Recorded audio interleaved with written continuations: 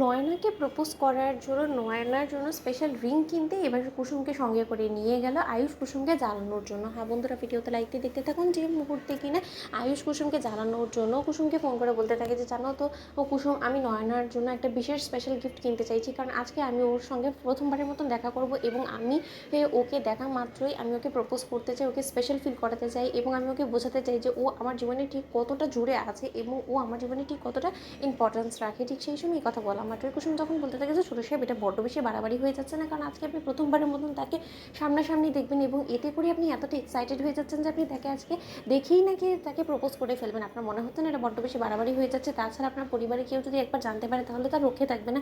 দেবীমাকে তো অন্তত জিজ্ঞেস করে নিন, নাকি সেটাও প্রয়োজন বোধ মনে করছেন না বলুন তো আপনি? ঠিক সেই সময় আয়ুষ যখন বলতে থাকে যে কুসুম, আমার এখন যে বয়স আছে আমি নিশ্চয়ই মানুষ চিনতে ভুল করবো না এবং যে মানুষটার চোখ দুটোকে আমি ভালোবেসেছি সেই মানুষটাকে সামনাসামনি দেখে মাত্র আমি সন্দেহতে থাকবো, সেটা তুমি ভাবলে কী করে বলো তো? এবং মা তোমাকে স্পেসিফিক্যালি বলিয়ে দিয়েছে যে আমি যে দুটো চোখকে ভালোবাসি সেই দুটো চোখের মানুষটা যেই হোক না কেন মা তাকে সাদরে গ্রহণ করে নেবে। তাহলে মাকে জিজ্ঞেস করার কী আছে বলো তো? এবার তুমি চটজলদি তৈরি হয়ে যে বেরিয়ে পড়ো তো আমার সঙ্গে, আমার একটা কাজ আছে তোমাকে নিয়ে। ঠিক সেই সময় আয়ুষ এক পর্যায়ে কুসুমকে জোর জবরদস্তি যখন কিনা নিজের সঙ্গে বসিয়ে নিয়ে একটা ডায়মন্ডের স্টোরে যায়, ঠিক সেই সময় কুসুম অবাক হয়ে যায় এবং বলতে থাকে যে কী ব্যাপার, ছোটো সাহেবকে আমার জন্য কোনো বিশেষ উপহার কেনার জন্য এখানে এসেছে নাকি? কিছুই তো বুঝতে পারছি না।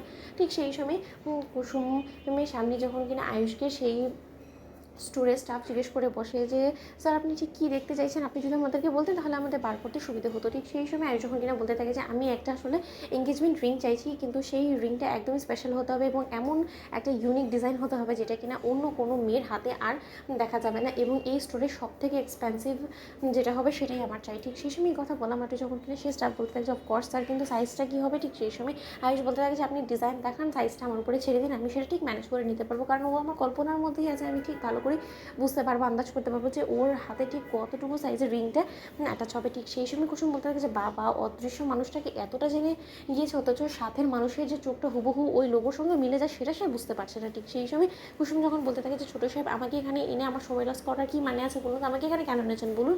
তামাশা দেখার জন্য নাকি? আপনি আপনার গার্লফ্রেন্ডকে কি উপহার দেবেন না দেবেন তার জন্য আপনি আমাকে এখানে কেন এনেছেন বলুন?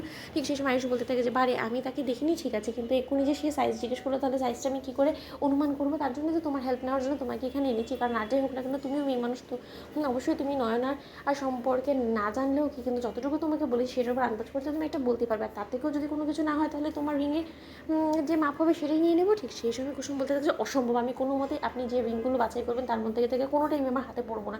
ঠিক সেই সময় সেই রিং দেখানো মাত্রই সেই স্টোরেজ স্টাফ আয়ুষ কুসুমের হাতে সেই রিংটা পরিয়ে দেয়। তো বন্ধুরা লাইক কমেন্ট শেয়ার করো, সাবস্ক্রাইব করতে ভুলো না।